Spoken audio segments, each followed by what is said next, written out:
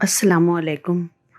दुनिया में जितने भी बड़े तख्लीक़ कार गुज़रे हैं, उनके शब व रोज़, मूड, मिजाज, कैफ़ियत, आदात आम लोगों से ज़रा मुख्तलिफ हुआ करती हैं। इनकी हद से ज़्यादा हसासियत और ज़ूद रंजी इनके आसाब कमज़ोर कर देती है। आसाबी कमज़ोरी में मुब्तला ये अफराद बेपनाह तख्लीक़ी क़ुव्वत रखते हैं।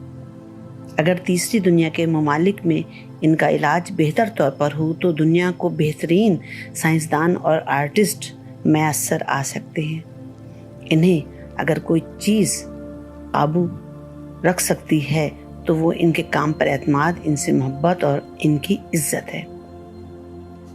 आइए अब हम आपकी खिदमत में दीप जलते रहेगी छठी किस्त पेश करते हैं। हमने पिछले किस्से में बताया था कि हमारे वालिद को कैंसर था और वो हॉस्पिटल में थे, जबकि इधर इनको इंजेक्शन फौरी तौर पर लगना था। तो हमने सोचा कि इंजेक्शन अपने बैग में रख दिया जाए और जैसे ही मौका मिले और इन्हें लगवा दिया जाए। और हम फिर अपने वालिद से मिलने के लिए हॉस्पिटल चले गए। आज भी अम्मी को पापा की हालत पहले से बेहतर लग रही थी और पापा हमें भी पहले की निस्बत ज़्यादा बशाश लग रहे थे। पापा ने रशी के गालों को हाथ लगाया और हमें डांटा कि इतने नन्हे बच्चे को हॉस्पिटल में क्यों लाईं और हमें रोज़ाना नहीं आना चाहिए बल्कि हफ्ते में एक मर्तबा जाना चाहिए उनके पास। मैं उन्हें क्या बताती कि हफ्ते में एक बार का ज़िम्मा तो मौत ने ले लिया था। और फिर घर आकर मेरे उसी मेहरबान तकिए ने आँखों के साथ खूब दोस्ती निभाई। रात के किसी पहर आँख खुली तो अहमद को जागते पाया। सिगरेट के टोटों से चाय का कप भर चुका था। उफ, इनको इंजेक्शन लगवाना भूल गए थे और इंजेक्शन तो बैग में ही रह गया था। दूसरे दिन इंजेक्शन का नाम लिया तो भड़क उठे, कहने लगे इंजेक्शन से कुछ नहीं होगा, मुझे हॉस्पिटल में दाखिल कर दो। नहीं, डॉक्टर अयाज ने सिर्फ इंजेक्शन के लिए कहा है, अगर वो कहेंगे तो दाखिल हो जाइएगा। हमने उन्हें समझाने की कोशिश की। अपनी चलाती हो, तुम्हें मालूम है भाई साहब, इसीलिए तुमसे चिढ़े हुए हैं, तुमने पहले भी मुझे दाखिल नहीं किया था। इन्हें गुस्सा आ गया। मगर देख लेना आप, ज़रूरत ही कहाँ पड़ी, आप पहले से कितने अच्छे हैं। मगर भाई साहब तुमसे इसीलिए खफा हैं, लेकिन उन पर कितना खर्च बढ़ जाता, हम क्यों किसी का एहसान लें। हमारे सामने वाले फ्लैट में खातून नर्स थी। सुबह हमने उनसे दरख्वास्त की। इंजेक्शन देखते ही उन्होंने डॉक्टर के नुस्खे के बगैर इंजेक्शन लगाने से इनकार कर दिया। दिमाग यकसू नहीं था, जाने डॉक्टर का नुस्खा कहाँ रखा था। एक दिन अहम था, नर्वस ब्रेकडाउन का खतरा मंडला रहा था। हमने इनका ध्यान बटाने के लिए कहा, भाभी की भतीजी की सालगिरह है आज, वहाँ चलेंगे, वहाँ अम्मी से मुलाकात भी हो जाएगी। ये सुनकर खुश हो गए, लेकिन हमने शर्त रखी कि इंचोली के डॉक्टर से पहले आप इंजेक्शन लगवाएंगे, फिर हम सालगिरह में चलेंगे। खुदा का शुक्र है, खुशी खुशी मान गए। गो के सारा दिन कभी रोना, कभी हंसना और कभी खफा होना जारी रहा, लेकिन दिन बीत गया। शाम को इंजेक्शन लगवाने के बाद हम इंचोली के एक पार्क में सालगिरह में पहुंचे। अहमद अम्मी और अपने भतीजों से मिलकर बहुत खुश हुए। हमें भी उनके इंजेक्शन लगने के सबब इत्मीनान था। इस तकरीब में शिरकत की यही बरकत बहुत थी कि अहमद को इंजेक्शन लग गया था, खतरा टल गया था। घर जाकर काफ़ी देर भाई भाभी भतीजों अम्मी और सालगिरह की तकरीब की ख़ास बातों को याद करते और सिगरेटें फूंकते रहे और फिर तकिए पर सर रख कर गहरी नींद सो गए। रशी को सुलाने के बाद ख्याल आया कि आज के दिन का सूरज पापा की ज़िंदगी का एक और दिन निकल गया। और फिर मेहरबान तकिए ने अपनी नमी में सब कुछ जज़्ब कर लिया। जुनू को इज़्ने बयाने जुनू मिले तो सही, सवाल हम भी उठाएंगे, हश्र उठे तो सही। रात आंखों में कटी। अहमद को सोता छोड़कर सुबह सवेरे हम रशी को गोद में लिए पापा से मिलने के लिए घर से निकल गए। स्टॉप पर बस का इंतज़ार, फिर अगली बस लेकर हॉस्पिटल। कोई 1 घंटा लगा। वार्ड में पहुंचे तो पापा सामने ही बिस्तर पर लेटे थे। उन्होंने हमें देखकर अपना हाथ हिलाया। तेज़ी से उनके पास पहुंचे। ان کا ہاتھ تھام لیا۔ انہوں نے ہمیں اپنے قریب بیٹھنے کا اشارہ کیا اور آنکھیں موند لی۔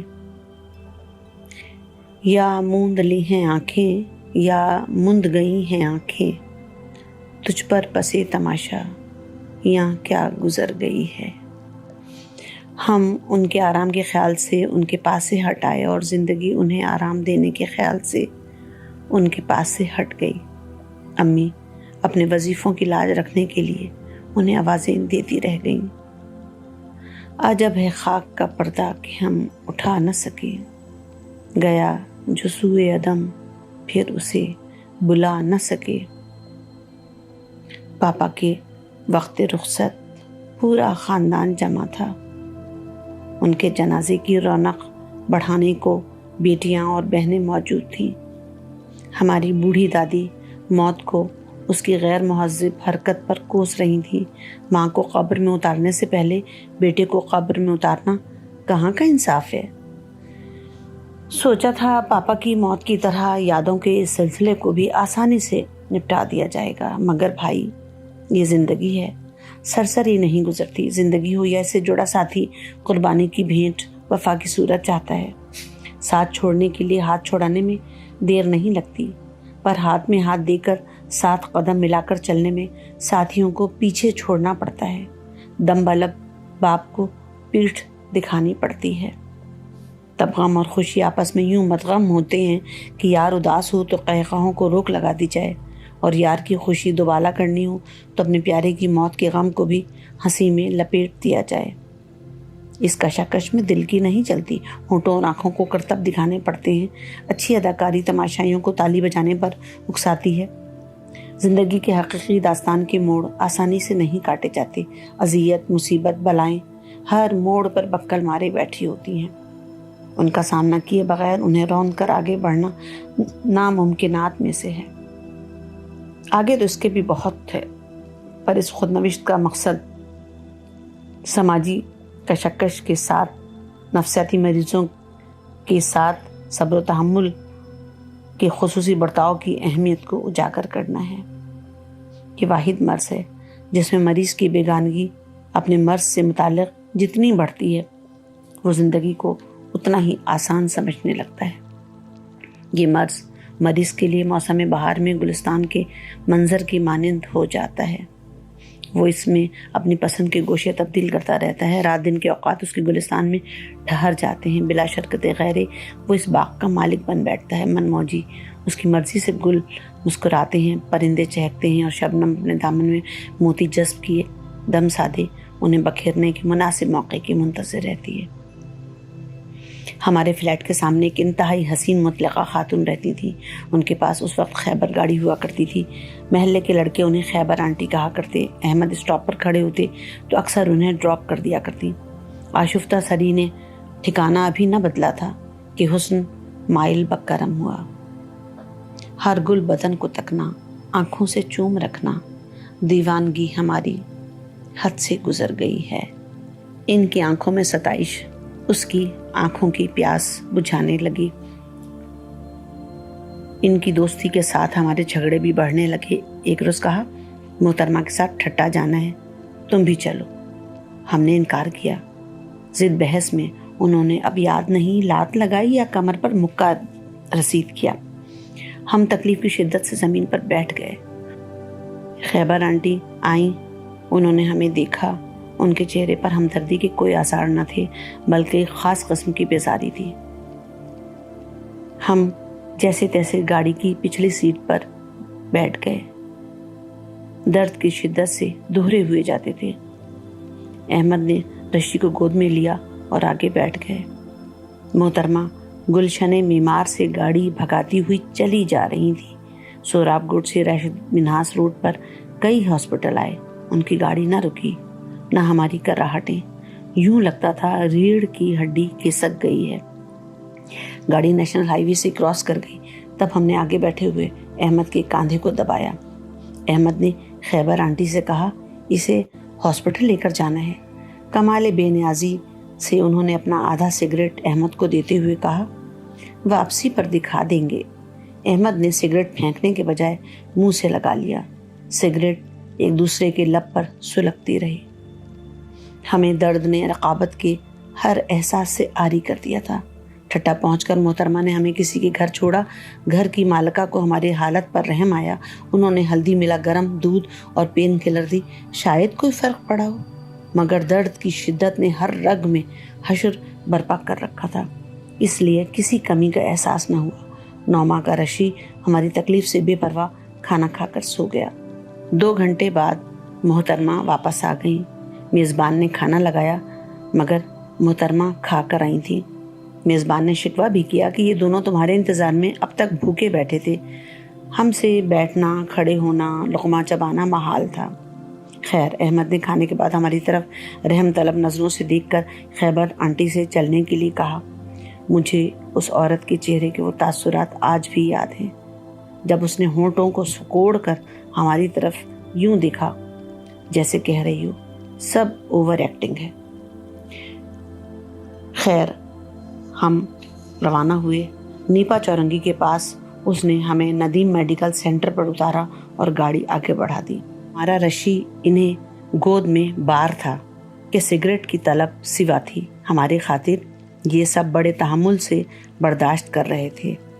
ہم ان کی درمانی، خوش خلقی اور اس عظیم قربانی پر نازاں تھے۔ ڈاکٹر کو ہم نے بتایا کہ ہم پریگننٹ ہیں۔ ڈاکٹر نے اس بات کو دھیان میں رکھتے ہوئے ہمیں مختلف دوائیں اور تکلیف سے نجات کا انجیکشن لگایا۔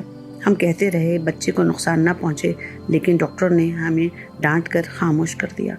ہمارا شک ٹھیک نکلا، ریڑھ کی کسی رگ کو نقصان پہنچا تھا۔ اس زمانے میں انہوں نے ہمارا بہت خیال رکھا۔ رشی ہمیں تنگ نہ کرے، اس خیال سے وہ اسے لے کر خیبر آنٹی کے گھر چلے جاتے۔ گھر آ کر ڈاکٹر کا دیا مرہم ہماری پیٹھ پر ملتے، کھانا کھلاتے، دوائیں دیتے۔ ہمارا خیال تھا کہ شاید ہم ساری زندگی بستر سے نہ اٹھ سکیں گے، لیکن چند دن بعد تکلیف کی شدت میں کمی ہونا شروع ہوئی اور ہم چلنے پھرنے لگے۔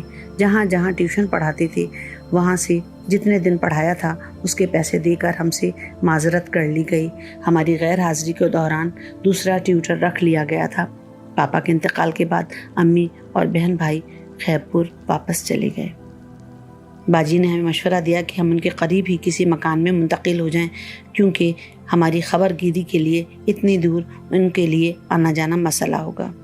احمد بھی رضامند ہو گئے اور ہم اسی مکان میں دوبارہ آ گئے جس مکان سے ہم احمد کے ساتھ شادی ہو کر رخصت ہوئے تھے۔ گو کہ احمد کی جنو خیزی کو مکمل سنبھال آ چکا تھا۔ وہ اپنے کیے پر شرمندہ تھے، پر ہمارے دل میں انہیں رخصت کرنے کا خیال جڑ پکڑ چکا تھا۔ سوچا تھا مناسب وقت پر رخصتی بھی لے لی جائے گی۔ ابھی خاندان پاپا کے صدمے میں ہے۔ ہمارے معاشرے میں جانے کتنی عورتیں مناسب وقت کے انتظار میں سہاگن بنی قبر میں جا لیٹتی ہیں۔ معزز احباب، اگر آپ کو دیپ جلتے رہے کی اقساط پسند آ رہی ہیں تو ہمارے اس چینل کو سبسکرائب کر لیجئے تاکہ آنے والی اقساط کا نوٹیفیکیشن آپ کو بر وقت ملتا رہے۔ 7ویں قسط کے ساتھ دوبارہ حاضر ہوں گی۔ اجازت دیجیے، خدا حافظ۔